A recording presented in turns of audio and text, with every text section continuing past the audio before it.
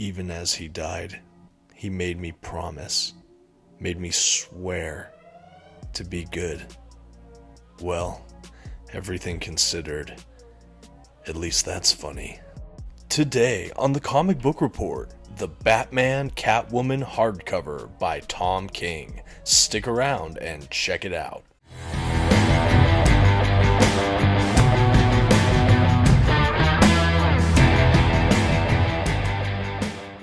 Greetings from Gotham, everyone. My name is Dominic, and today you're tuning into the Comic Book Report, where we review comic books and graphic novels so you can get an idea of what to read. And today I'll be bringing you the swan song from Tom King's Batman Catwoman love story. And if you'd like to pick up a copy, please check out our channel sponsor, OrganicPriceBooks.com. Use the code TheComicBookReport at checkout to get $2 off your order today. I may receive a small commission from any sales, but it's a great way to help support our channel. Thank you, and let's get started with today's review. First, some quick facts about today's collection. The issues in this volume were written by Tom King and illustrated by Clay Mann and Liam Sharp. The issues in this volume were published by DC Comics as part of their Black Label beginning in 2020. The volume itself collects Batman Catwoman issues 1 through 12, Batman Catwoman Special issue 1, and stories from Batman Annual issue 2, Catwoman 80th Anniversary 100-page Super Spectacular issue 1, and Detective Comics issue 1027. And finally, this standard size hardcover edition comes in at 272 pages. At this time, I'd like to issue a brief spoiler warning. I will be flipping through the contents of today's collection and commenting on plot points throughout. You've been advised. Okay, and here's our first look at that Batman Catwoman hardcover from DC Comics. As I mentioned at the top, this is part of their Black Label collection, so it is a more adult-oriented read. The collection itself is a standard size hardcover, and the paper stock they used is a nice matte print. So it's not a glossy print paper stock, which I would have preferred to see, but you know what, the matte is still perfectly nice. The edition itself is really nicely made. I love the dust jacket design, as you can see here. We're going to take a look at the back cover. Just really gorgeous. It's really indicative of kind of the art style you can expect on the interiors of this book. And overall, right from the jump, I really enjoyed this product, based solely on the exterior artwork. I will say, prior to giving this a read, this was one of my most anticipated books of the end of last year. I only read collected editions, and I've read all of Tom King's Batman run. I've reviewed parts of it here on the channel, and recently I also read his standalone miniseries, Batman Killing Time. Suffice it to say, I am a fan of Tom King's Batman work, so knowing that he was coming out with this mini maxi series, Batman Catwoman, as kind of the end cap epilogue to his Batman Catwoman romance we saw throughout his Batman run proper, I knew that I couldn't wait to read it. To me, this was like the missing puzzle piece, the added special on top to be a little cap for all of his Batman work so far. So I was ecstatic to read it. I hadn't heard a ton about it, and so when I got a copy of this, I was just devouring this thing. As you can see, I'm giving you a look at the under the dust jacket, hardback art. Pretty simple design here, but as you guys know, if you follow the channel, I really enjoy the under the dust jacket artwork we've been getting from a lot of these major comic book publishers, especially Marvel and DC of late. Just really good stuff, added bonus artwork. Always love it. And as we finish our look at the dust jacket and the hardback art here, we will be transitioning for me to show you a quick look at the binding for this book. There is a little bit of gutter loss. It actually looks to be a glued binding, not a sewn binding, which surprised me a bit. But overall, pretty happy with it, no major complaints.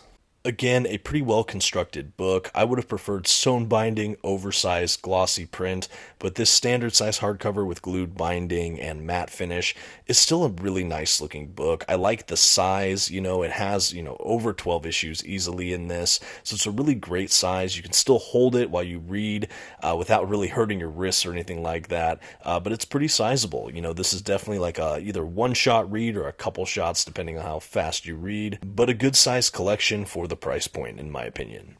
Okay, and now as we begin to jump into the collection proper, I want to spend some time giving a little bit more context for this Batman Catwoman series. So I'm not really entirely sure what the continuity is for this. I have a feeling that this is sort of not completely canon. I'm kind of treating it as a mind canon for how Tom King's Batman and Catwoman would eventually reach their resolution. However, I have a hard time believing that this is like the definitive DC Comics last Batman story, so to speak, and you'll see what I mean as I get a little bit further into the volume. But again, I'm not really sure about the continuity here, but it is a fun extension in some ways of the Tom King Batman run. Since he wrote on that, the voices of a lot of these major characters are pretty similar. We see a lot of the themes and ideas and characters he played with during that run kind of expanded in different ways for this mini maxi series.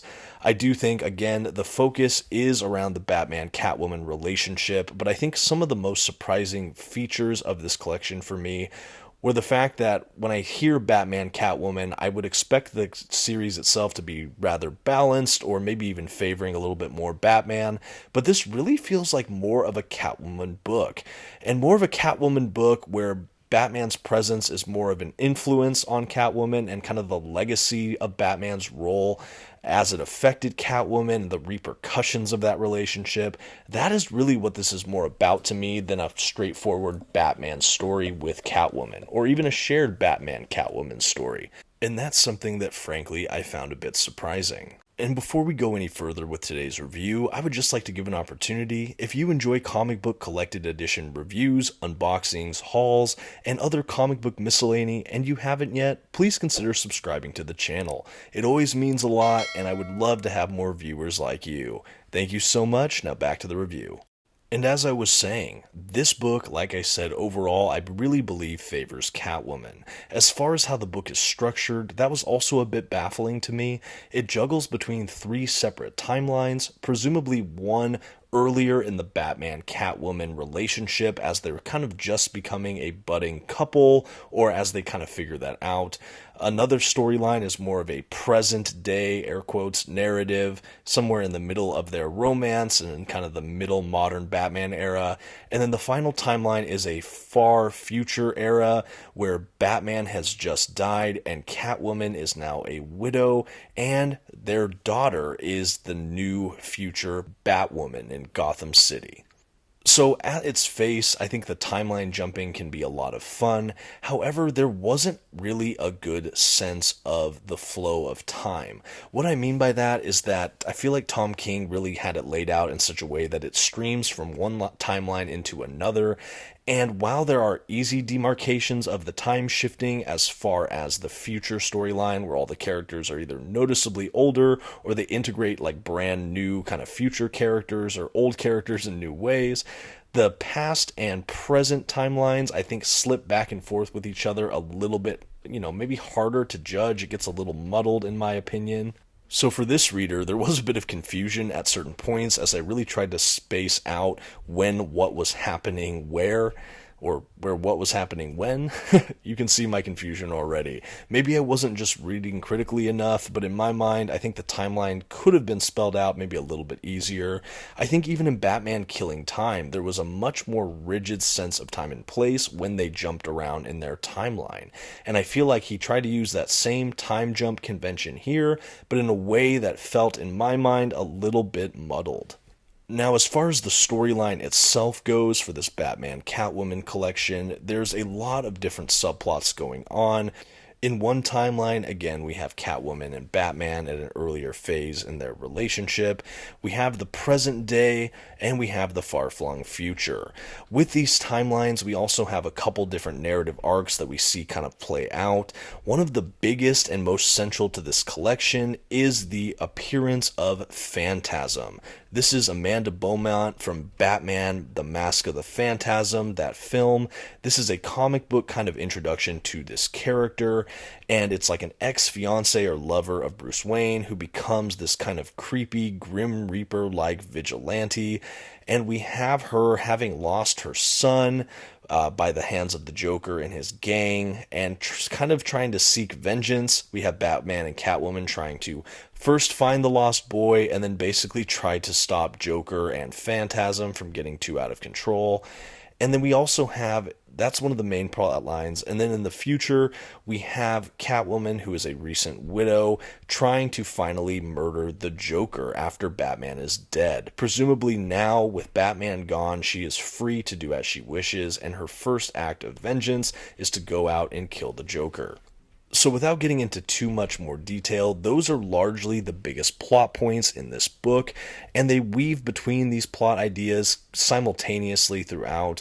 I think what's really interesting is we get a lot more nuance to the Catwoman-Joker relationship and their almost friendship throughout a lot of this book, which makes what happens in the future, where, spoiler alert, she does murder Joker at the beginning of this collection-ish, it makes it that much more interesting to see all the layers.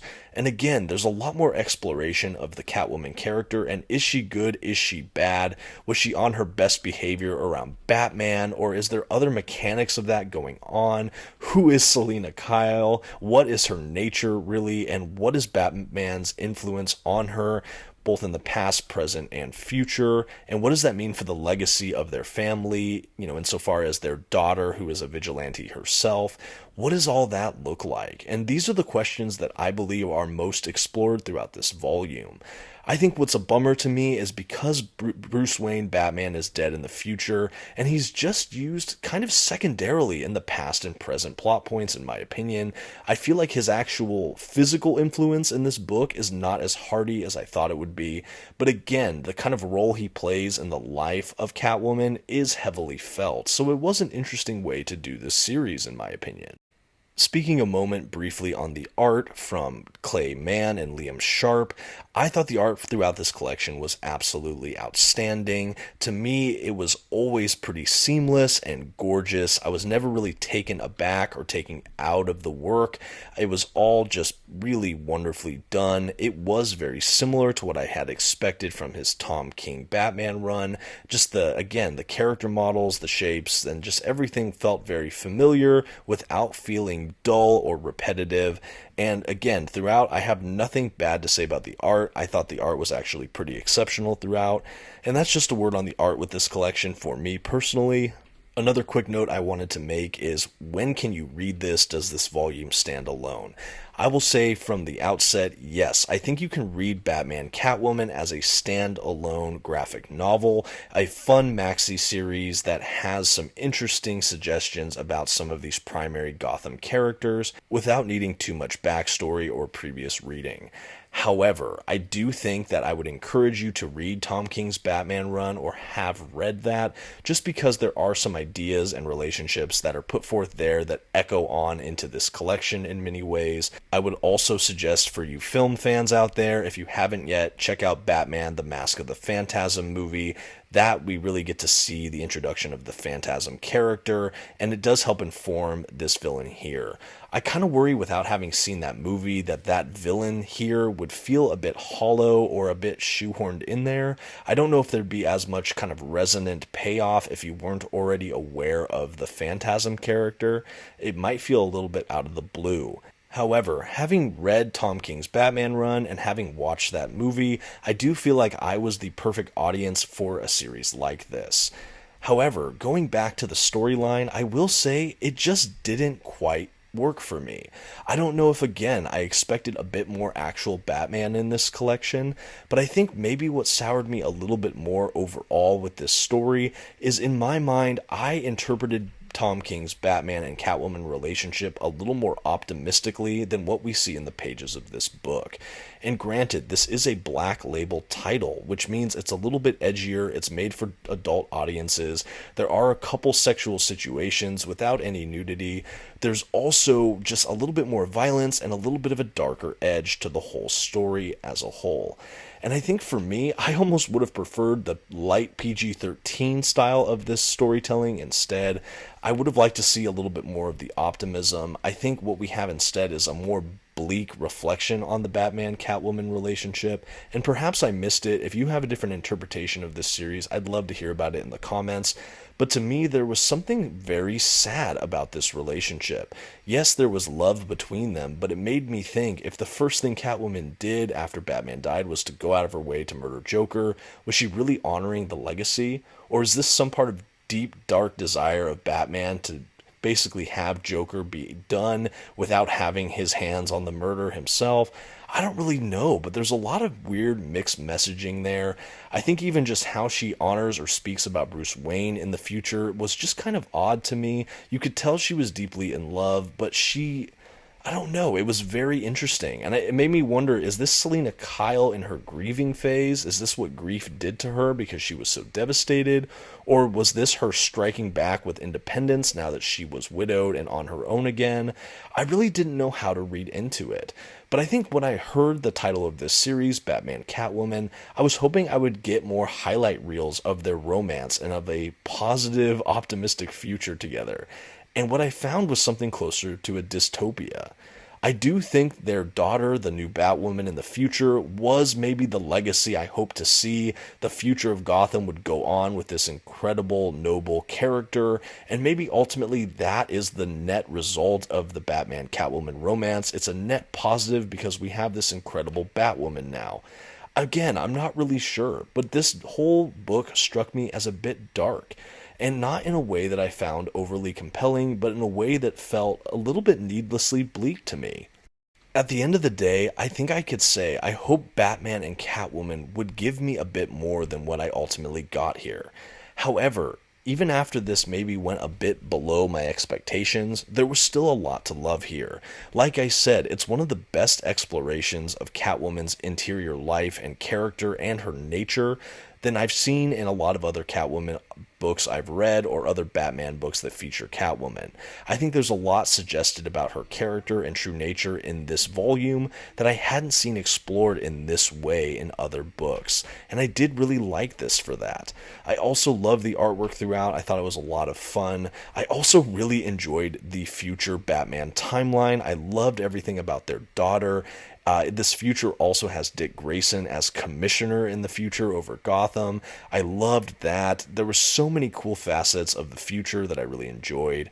I do think it was fun including Phantasm in this narrative and in comic book continuity in some form, but I think that it was underdone or maybe not utilized to an extent that I would have enjoyed to see. Again, I think that this was a great premise that was maybe so executed. I think having read Batman Killing Time and all of Tom King's Batman run, I think that this is probably my least favorite of those three parts of his Batman world so far. It's still very fun and serviceable, but I much preferred either of those works, either the Batman run or Batman Killing Time over this book itself.